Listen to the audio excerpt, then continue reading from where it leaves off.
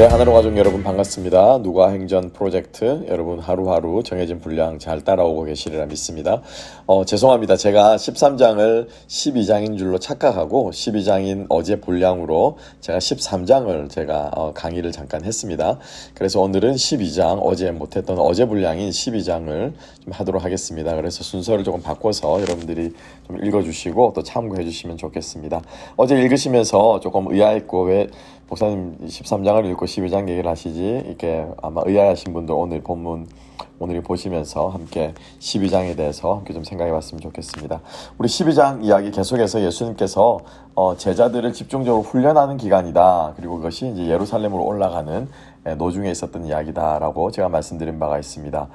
예수님을 따라가면서 제자들이 예수님으로부터 가르침과 또 기적에 참여하고 예수님을 또 이적과 기사와 이적의 현장에서 예수님을 보면서 그들은 배웠던 것이죠. 오늘 우리가 조금 주목해 볼 필요가 있는 것은요. 그 예수님을 따르는 그 제자들의 누가는 굉장히 관심이 많습니다. 그래서 우리가 흔히 말하는 평지순이다. 그죠? 누가복음에 나오는 그 평지순에서도 누가는 과연 이 말씀을 누구에게 하셨는가? 모든 군중 무리에게 하셨는가? 제자들에게만 국한시켰나? 아니면은 12제자 말고 한 70명 우리 전도 특공대가 있죠. 그 70명의 제자들 정도에 국한시켰냐? 뭐 이런 것들을 좀 관심 있게 기록을 하고 있는데 오늘 이 12장 말씀도 우리가 보게 되면 누가는 아주 꽤 정확하게 기록하는 사람 아니겠습니까? 직업이 또 의사이고 그리고 또 역사가이기 때문에 누가의 기록은 굉장히 디테일하게 기록을 하고 있는 것이 특징인데 누가는 12장 1절에 수많은 무리들이 그러니까 수만 명을 헤아린다 라고 기록을 하고 있습니다. 사실 수만 명, 1만, 2만 이게 어마어마한 숫자거든요. 그 당시에 지형적으로도 보나 이스라엘이라고 하는 지형적으로도 보나 그 숫자는 상상을 초월하는 숫자입니다. 그래서 어찌됐건 간에 정말로 헤아릴 수 없이 많은 사람들이 예수님을 따라오고 있는 것이죠. 근데 또 가만히 보면은 그 무리들 중에서 예수님께 나와서 그 형의 재산을 나눠달라, 그죠? 내 형을 명하여서 아버지 그의 유산을 나와 좀 더 나누게 하소서 이렇게 얘기하면서 재물에 욕심을 내는 그 무리 중에 섞여 있는 그 한 청년의 이야기가 등장하고 있고요. 그리고 예수님께서는 곧 이어서 제자들에게 만세의 때를 조심하라라고 예수님께서 깨어 있으라라고 말하고 있죠. 재물을 탐하지 말고 또 언제 목숨을 하나님께서 취할지 모르기 때문에 부름받을지 모르기 때문에 깨어 있으라라고 말하고 있습니다. 이 예수님의 말씀을 듣고 베드로가 한 질문에 조금 우리가 주목해 봤으면 좋겠습니다. 뭐라고 말하죠? 이 질문, 이 말씀을 우리들에게만, 즉 우리 12제자들에게만 하는 말씀입니까? 아니면은 누구를 가리키는 말씀입니까? 라고 말하는데 당연히 예수님께서는 예수님을 지금 따라오는 참 제자들, 우리들에게 이 말씀을 전하고 있는 것입니다.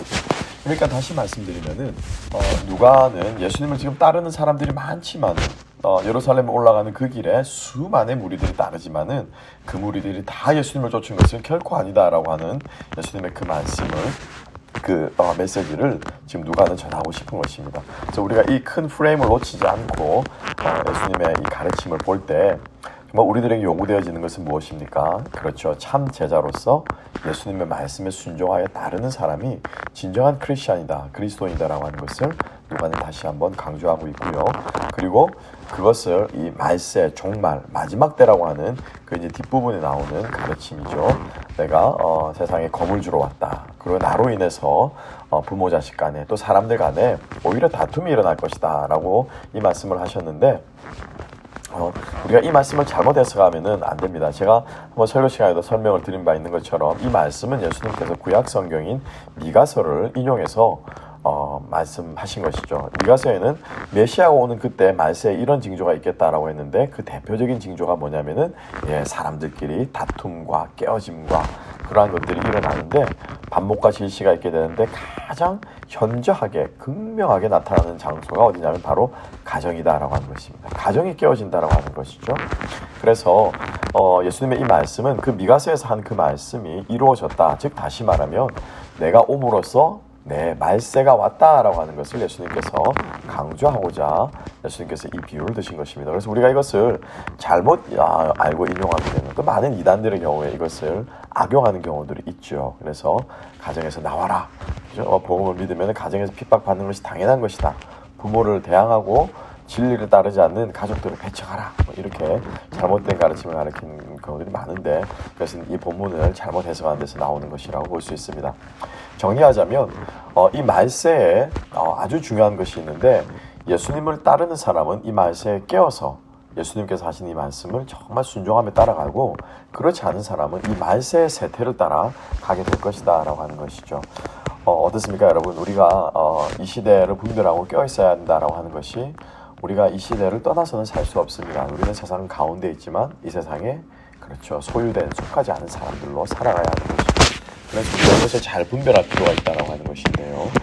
여러분 정말 우리는 예수님의 이 말씀을 따라가는 제자인지 아니면은 세상 사람들이 따라가는 그 군중 속에 또 숨어있는 섞여있는 드러나지 않으려고 하는 그러한 무리인지 다시 한번 우리 12장의 말씀을 우리가 읽으면서 이 어리석은 부자 청년, 안타까운 부자 청년 그리고 또 주님을 따라 무리와 때를 지어서 예수님의 기적과 이적과 놀라운 일들만을 보려고 하는 그러한 무리들로부터 우리가 구별될 수 있는 참 제자된 삶을 걸어가는 저와 여러분 되었으면 좋겠고요.